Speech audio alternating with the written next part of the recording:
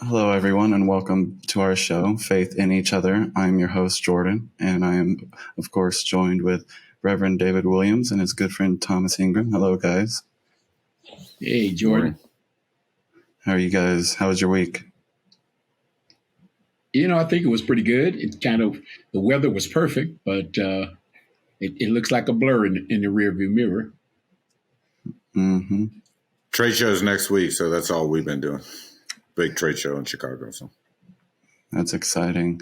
Well, we're going to jump right in today, and today we're going to talk about Haitian and Ukrainian democracy. When our people are divided, political debate becomes painful. It feels like more of an accusation than a discussion. War kills the pain, unifying the people against the common enemy. Today on Faith in Each Other, we are going to be looking at Ukraine and Haiti and how their democratic practices compare, and try understanding why their countries are suffering the way they are. Although the country has a formal structure of a democracy, many of these have yet to become fully functional, as evidenced by recurring periods of political institutional instability. Haiti's state institutions are under-resourced and provide limited services to a small percentage of its population. And Ukraine is a republic with a presidential parliamentary system of government. The Constitution provides a directly elected president, a prime minister who is appointed by the president and confirmed by parliament, and a unicameral parliament, which is one house parliament or one house party. So as we open into today's discussion, I want to start with you, Tom. How familiar are you with the government or the democracy in Ukraine? Well, I'm certainly not an expert on it, but the way I see it is that the Ukrainian borders were drawn by the Soviet Union. And the country they ended up with is 60% Ukrainian and 40% Russian. So if you look at, if you see the commentary on the TV about the war and so forth and so on, they'll never bring that up, right? Because it supports Putin's position. But essentially the reason that the Ukrainian democracy doesn't work, we've talked about the importance of language before, but the reason the Ukrainian democracy doesn't work is because it has two languages, Russian and Ukrainian. So if they really wanted the Ukrainian democracy to work, to my way of thinking, what they should do is either give autonomy or independence to the Russian-speaking areas, and they'd end up with just the Ukrainian people. But the elections that they had where they elected the pro-Russian people, they were rigged elections and so forth and so on. But the division came from the linguistic division originally. So that's the problem with the Ukrainian democracies. They have two languages. And essentially what the Russian army is trying to do now is conquer the Russian-speaking areas. So to me, that's the weakness of the Ukrainian democracy. Okay. Pastor Dave, did you have anything to add on to what Tom said there? No, I'm like Tom. I know of Ukraine and its runnings, but I think Tom clearly put it out that how it sits today. Yeah. Okay. But the thing that I would really emphasize about it, Jordan, is the addictive nature to it for us. That we have this common enemy in Putin and we're for Ukraine, and both Democrats and Republicans agree on this subject. We finally have something that we can agree on, and it's pulling us together and it feels good. And my warning to the American people is how addictive it can be. Where, if you use war to unify us, if you use war to heal our divisions, which, democracies have a history of this, right? They always do this to start wars for unity. The Athenians, the Romans, Oliver Cromwell, the French Revolution, British Empire, our country. Mm-hmm. So my warning about the Ukrainian war is that if we use it to pull ourselves together, it can be very, very addictive. Tom, just as you're saying that, what I was thinking about, where you hear McCartney in the Republican Party, part of his stands right now is we have placed too much money inside this war. And so even that sense of unity is dwindling. and it's dwindling quickly. And I think it's pretty much because we're getting into an election. We have an election right in front of us.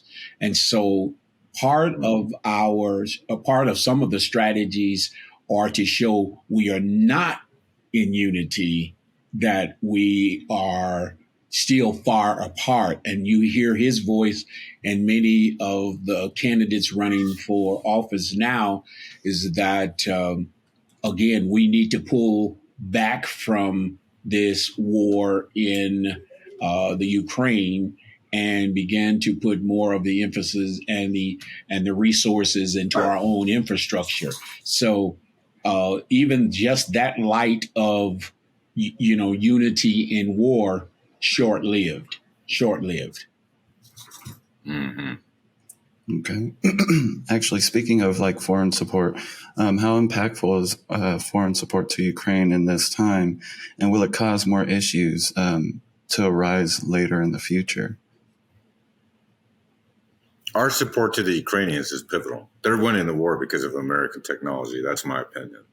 Okay. And but I'm just one of those people that I just don't think anything good comes of war.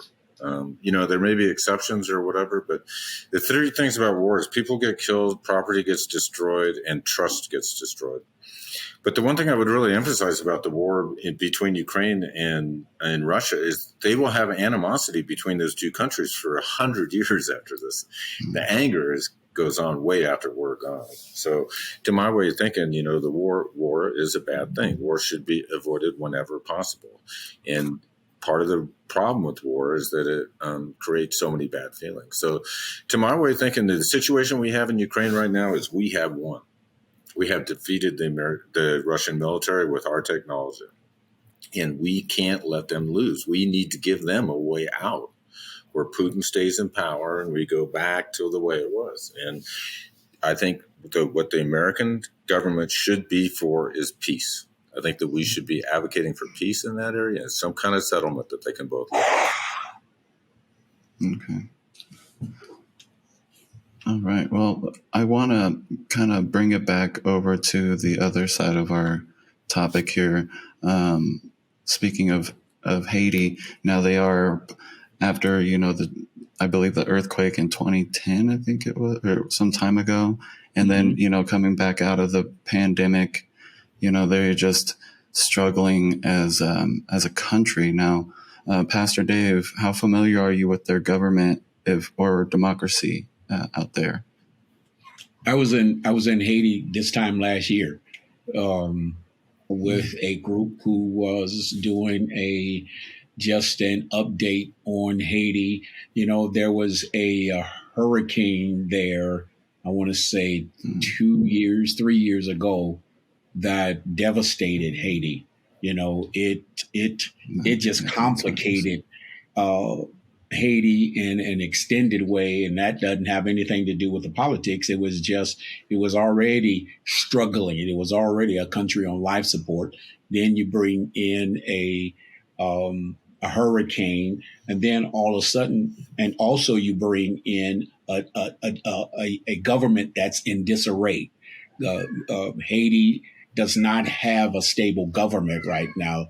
The interim president right now is probably the second interim president since the assassination of the president there before. Mm-hmm. And right now, it's a country, a poverty-stricken country in turmoil, and it's not good at all. Right now, it's in trouble. Yeah. And it's in the news right now. Mm-hmm. Yeah, so there was a hurricane. I thought it was an earthquake. So there was an earthquake too. It was an earthquake. It was an earthquake. Oh, okay. Right. It was an earthquake. I mean, they just keep getting struck by things. Yeah, so, it was an earthquake. I'm sorry. Yeah, it was an earthquake. Okay. Tom, did you have anything you want to add on to that? Well, just Haiti? The thing with Haiti is that, to my way of thinking, that we could use our military in a very positive way in Haiti. It's our neighborhood. It's our responsibility. I feel like all three of those things are true. But the one thing that Haiti doesn't have is a bad guy like Putin. Mm-hmm. So, we can't really use our military for that purpose. But to my way of thinking, Haiti is way too poor to be a democracy. There's just no way you can run a democracy with that kind of poverty. And we insist on it being a democracy because that's what we are, and so forth and so on. But what I would recommend for Haiti is some kind of authoritarian type system to build up a middle class, because then a democracy would be possible. And I would look to something like South Korea as a model, where but I just don't think you can run a democracy with that level of poverty. I think that there has to be improvement in people's lives before they can really engage in debate in an open way. But the thing of it is that I just think that in Haiti, we have a responsibility. We could have a tremendous impact if we acted. And we just don't have the unity to do something like that anymore. Right. Sad. To my understanding, Haiti is an important country to the United States. It's an important country to the United States. It's what I understand and was here. It's an important country to the United States because of where it's located, and it sits with Cuba and other communist influences. Haiti is a strategic setting island, and so if we can keep friends with Haiti and a partnership, it stops in the mindset of politics, it stops the further advancement of communism. And so that's the big thing that, I think the United States has always looked at being there with Haiti or part of Haiti is to prevent the progress of communism from Cuba or other countries. So that's part of our relationship with them. But Haiti also was a French colonized country, and when Haiti got its independence, it has still had an obligation of paying, and I don't know the right term, but France and Haiti have still been in this, you owe us a debt. And because you've owed us a debt, they never released Haiti from that debt. And so the monies that could be replenishing its economy and its people, a good portion of that has been still going back to that debt of giving you your independence. And then you just throw in the unstable government. Its people have suffered. Its people have suffered almost since its independence. It's, I think it's had its moments when I think the Marines were there in either the 30s or the 40s, and it might even been earlier. But when the Marines were there, they were trying hard to hold on to give them support, military support, so they could build up their excitement. But we only stayed less than 10 years. And then we were gone again. Mm-hmm. So they haven't really had any breaks since independence. And even with their neighbor, the Dominican Republic on the other side of the island, it's night and day of how governments run. It's night and day of progress and self-sustainment. It's Haiti just hasn't had those breaks, and today you got gangs holding a country in chains. Yeah, they're holding a whole country in chains.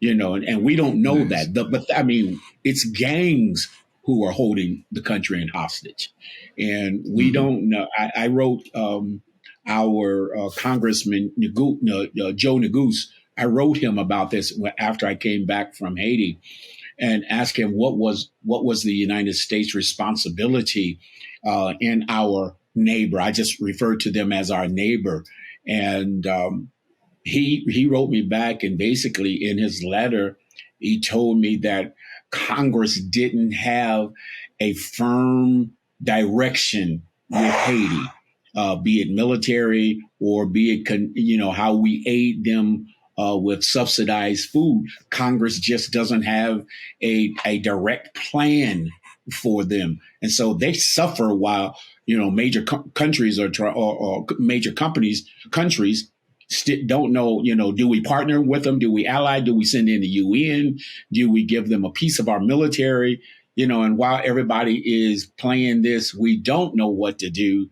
Gangs are out of control. Gangs just have hijacked the country, and so it's just a mess. And the government definitely it isn't pro the people, not right now.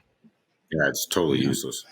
Yeah, after freedom from France over the next 120 years, as much as 80% of their revenues went to paying off their debt to France. Yeah. And now Haiti is the poorest country in the Western Hemisphere. Sure it is. Right. And it was a successful slave rebellion, that, right? Yeah. Mm. It's one of the very few examples where the slaves actually overthrew the masters. Mm. And they haven't forgotten that, of course. No, I don't think. I actually, Tom, believe that's might be in the background, something at work. You remember you defeated us and you broke away from us, not under good terms. And because of that, it just seems like it's been held against them from real substantial support that might give them ways of coming out of this poverty. But if you see Port-au-Prince is, it's like slum built on top of slum. It's right. Massive, because a lot of the village people during not only the earthquake, but when there were being terrorized in villages, a lot of them ran to the capital, to Port-au-Prince, and all they did was compound the poverty. It's just compounded, and what we think of apartment buildings, it's shanties right. built on shanties, and the government has or is doing nothing to alleviate it. And those in power seem to do what we've seen around the world in less structured democracies, where the person in power takes all the resources or the finances as much as he can get, until they're ousted. So it's a pretty sad commentary if you see Haiti. And right now, that's what's in the news is what is the responsibility? I heard some major countries. I wish I could say who they were, but I heard on NPR this week that they were talking about what is the responsibility to Haiti, and the people of Haiti were saying, could you just put on ground just a specialized military force to take down the gangs? The gangs are so prevalent, right? And they've gained control over the ports, and they have control over the food supply. The food supply and the gas. Yeah. They had. But the other thing that I would throw out there too is that the Mexicans are willing to help us. Mexico is a rich country anymore. Those guys have made a lot of progress, but that's something that would really make sense to me is if because they're neighbors too, right? But I just don't think that a couple of gang members have taken over the port and are starving out the entire country. This is a place where a tiny amount of military force from the United States could make a huge impact. And the reason we don't do it is because we're too divided and because there's not an enemy there that we can line up against the same way as it is in Ukraine. In Ukraine, we're not really looking for justice. Right. I think you're right on with that, Tom. There's not a common enemy, and there's not a major resource that we bring from that country. There is not a major resource that we say we are dependent in a relationship with that country on. And when you don't have those things, I think war with Ukraine will help us build faith in each other. Right. War in Haiti won't. So we want Ukraine. Sure, it'll lead to nuclear war. We don't care about that. We love the feeling of all being on the same side. Now, before we move on back to Ukraine, according to the latest American Community Survey, more than 1 million people of full or partial Haitian descent resided in the United States in 2020, making the country home to the largest Haitian population outside of Haiti. I myself. I myself, so that's a huge number, to think. And it's just sad. When you say, Tom, it's just a small little bit of military presence would do so much, and we're not even willing to do that. And my next questions were, is their government working, and is our foreign influences helping, and clearly they aren't. So that's a upsetting fact. And moving back to what you had mentioned, Tom, having that common enemy uniting us under, that war and everything. After the most current election in Ukraine, there has been much talk about the country moving closer to democracy. Are they there yet? Do you think they will ever be there? Yeah, no, I think Ukraine will make a great democracy. And I think that, they have that linguistic problem that we talked about. They had 40% of the people in the country speak Russian, and that's their division. But the thing about Ukraine is that the country is getting destroyed.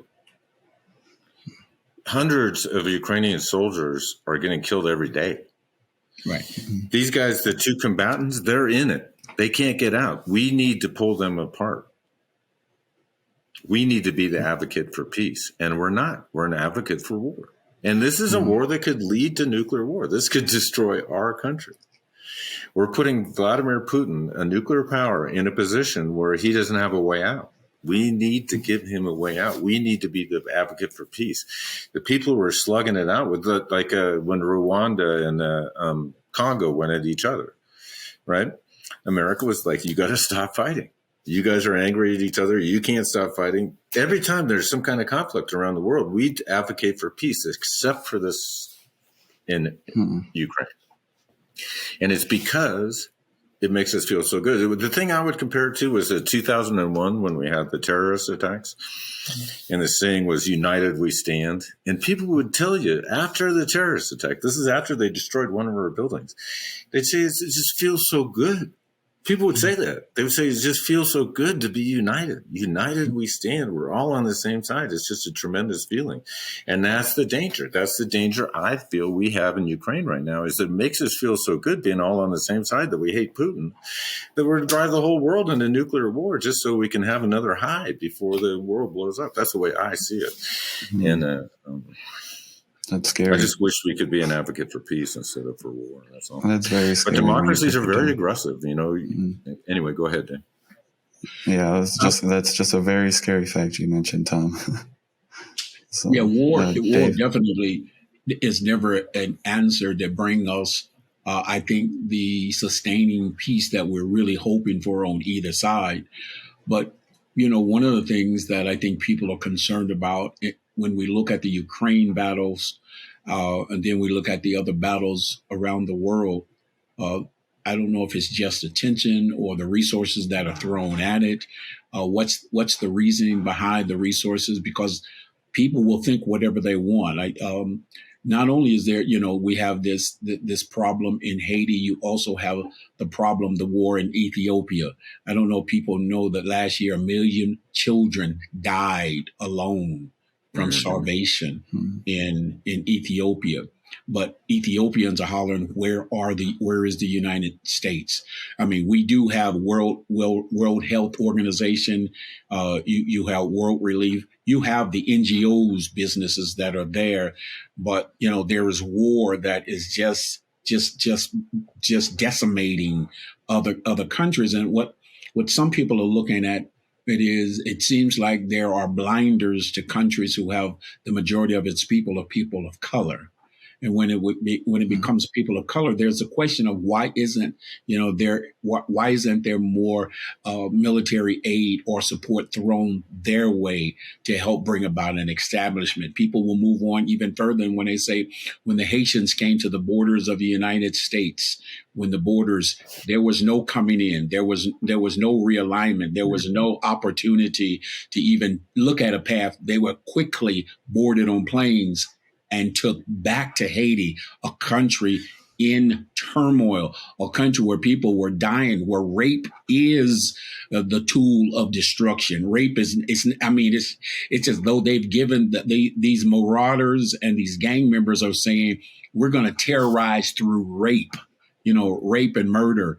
And so all of these things, I think people are asking the question, what is going on. War isn't the answer. And if we have military power, or if we have strategic enforcement vehicles, why are we not using them?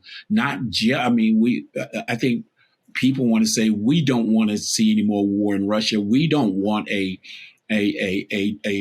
nuclear war. We do not want to go to that, but we're also saying we're tired of seeing people just die innocently in other countries night and day, not by the hundreds, but by the thousands and the tens of thousands. And our neighbor right now to the very south of us, 90 miles off of our border, is in turmoil. And so people are just wondering, why this one, but not that one? And why aren't we? And whether we agree with it or not, it seems so disconcerting when people are saying our white European brothers and sisters are, we're willing to dump billions.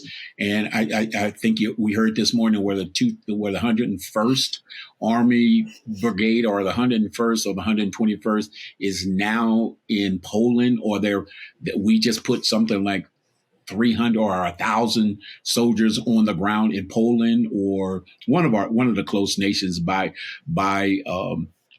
Ukraine. And that's simply because they're saying if they should come toward our partners in Europe, that we're ready to fight. But people are saying, but where is that same action where we just 80 miles off of our coast? And so those are our discrepancies that we're saying, what's going on here? And war isn't the answer. For me, I wholeheartedly ask Joe Neguse, wasn't there a way we could send in our special forces and go and take out these men and women in this gang group that are just, I don't know if it's a handful, I don't know numbers, but surely isn't there a way to help that country regain its footing again, so at least they can begin to rebuild? But right now there is no rebuilding at all. There was nothing after the earthquake. We're too divided. We are, and that's, to me. But we're still functioning, but we've got to do something. But anyway, part of the reason why they don't want to invade Haiti is because it would make President Biden look good. Oh, right. Yeah. That's part of the reason why they don't want to do it, is because it would make him look good. You're right. And I know, and I'm not saying there isn't a racial component to that, and I know you guys know more about that, but I just want to claim credit for the white people for one thing. Our arch enemy is white. He's not a man of color. The bad guy is white. So, okay. Yeah. Well, you got blue eyes too. That guy totally white. He ain't no mixture there. The guy's a real deal, man. Mm-hmm. Yeah. The war between Russia and Ukraine affects Haiti. Russia exports $6.78 million dollars worth of supplies to Haiti, including wheat, plastic pipes, medical instruments. A lack of these items, particularly medical instruments, would continue to hurt Haiti further, not to mention food insecurity, supply chain issues, and increased fuel costs when Haiti is already facing the inflation.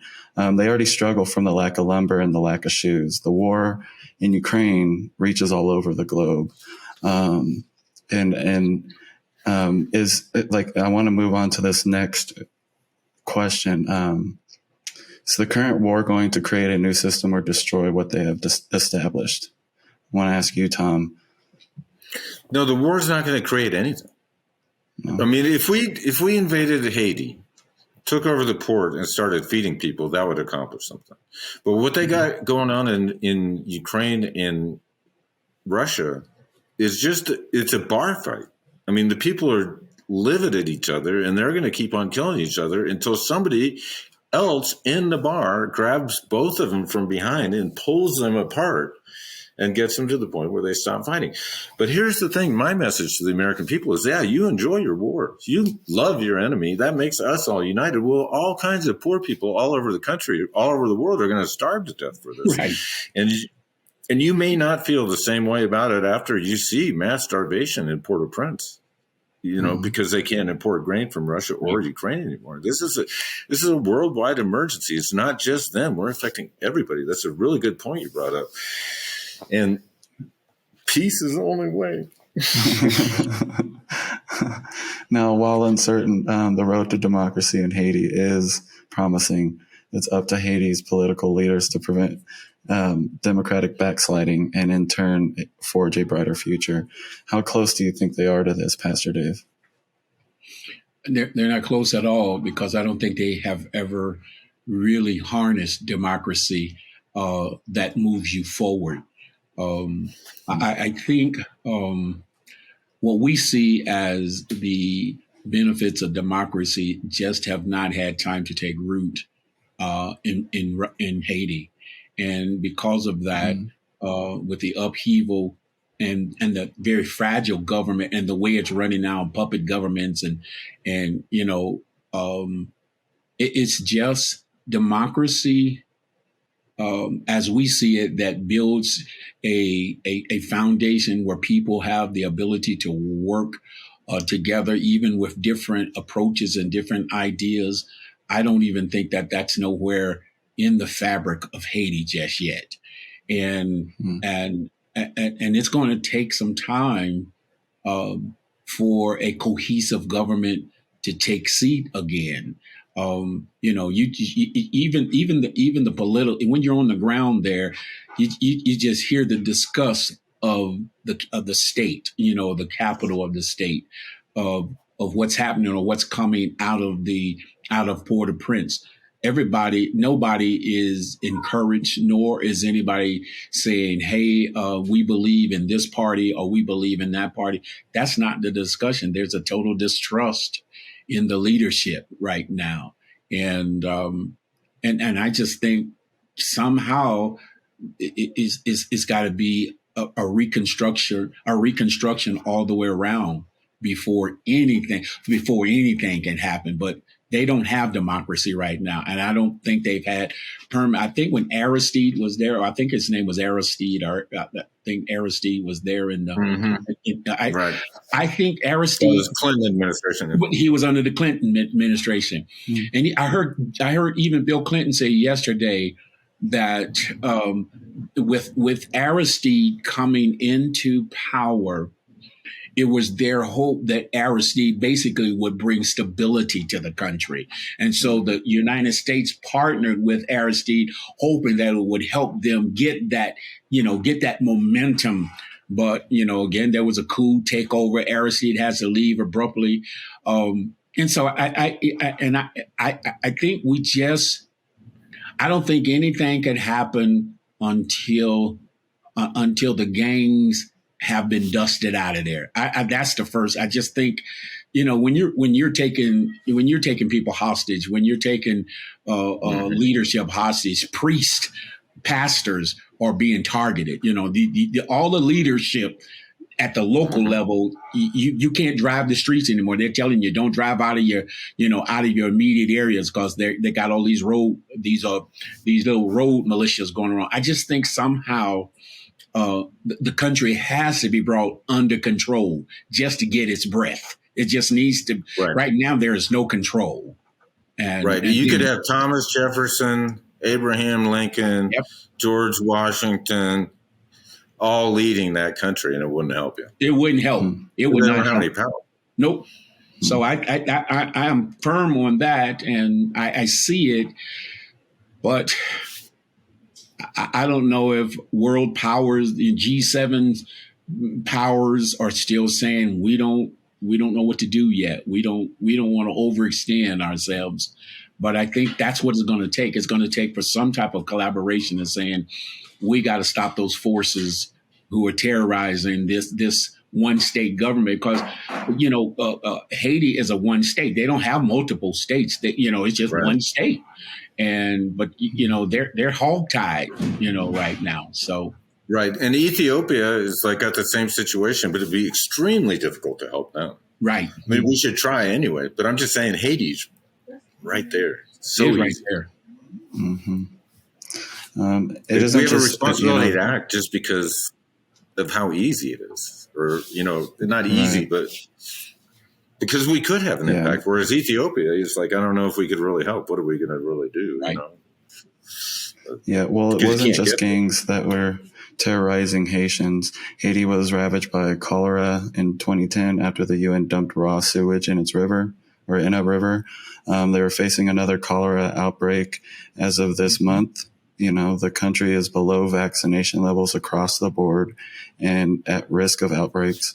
There's no medical infrastructure, and it is the Haitian people that suffer.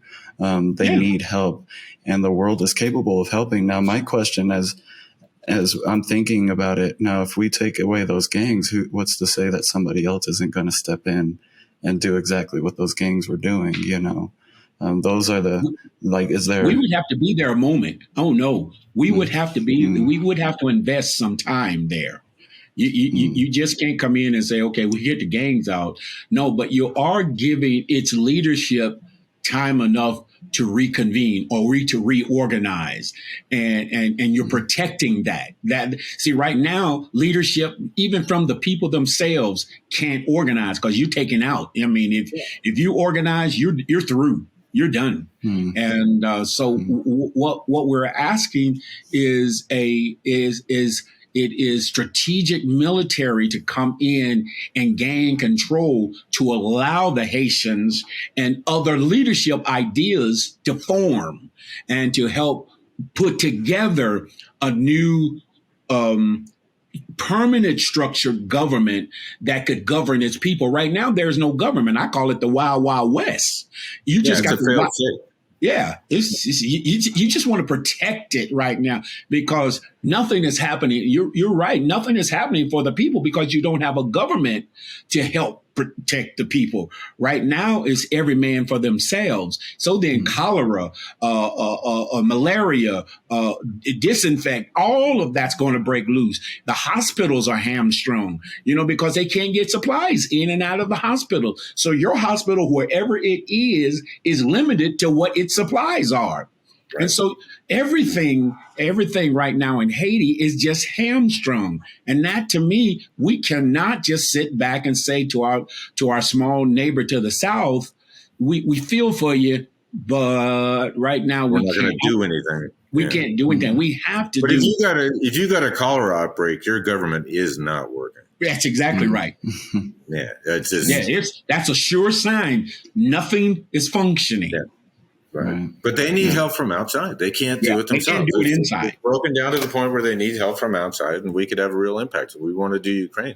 Just look at the money we're spending in Ukraine and what impact that would have in Haiti. Mm-hmm.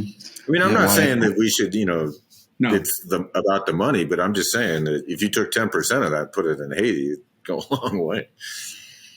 Yeah. Right. Why help Ukraine and not Haiti? They're not even under siege by Russia, but they are at war even just to survive. Imagine if we sent just a small percentage of the resources given to Ukraine to Haiti.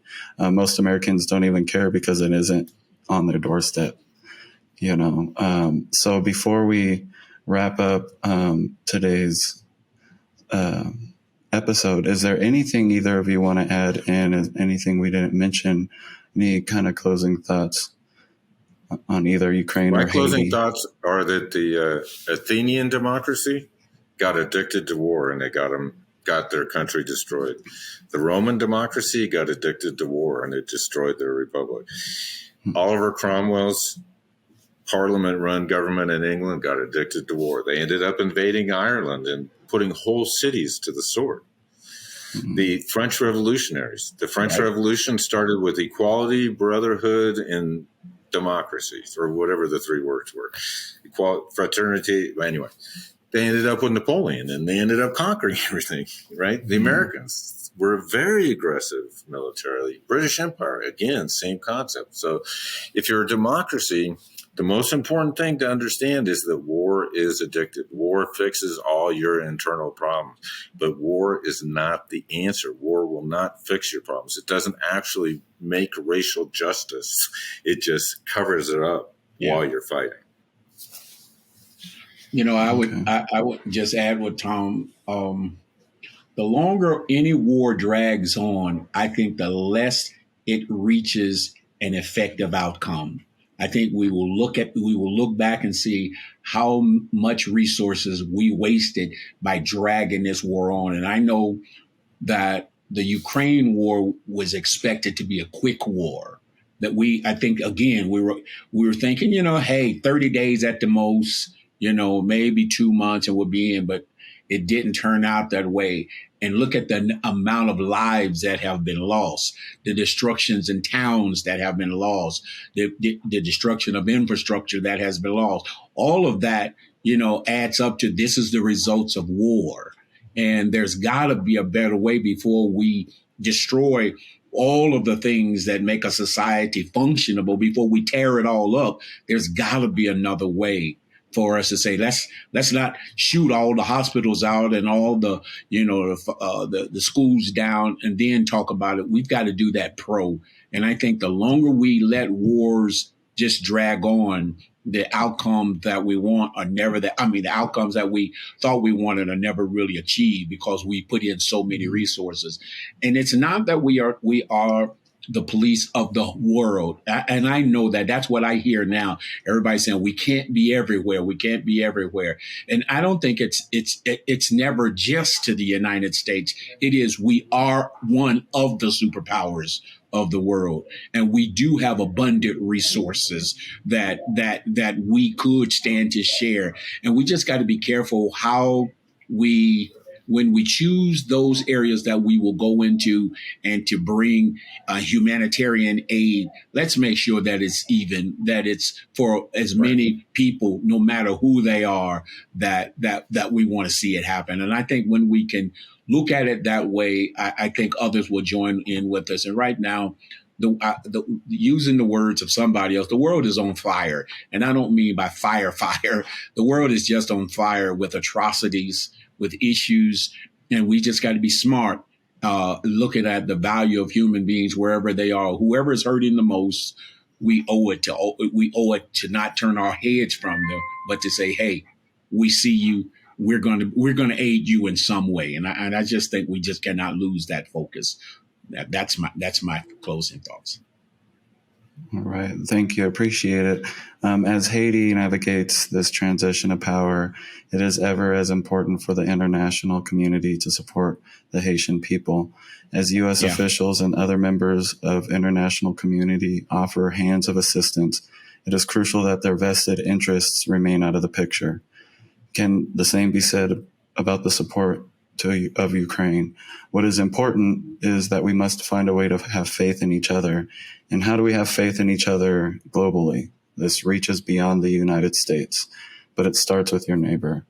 And I want to thank you guys once again for joining me here today. And I want to thank all our viewers for tuning in. And we'll see you next time on Faith in Each Other. Thanks.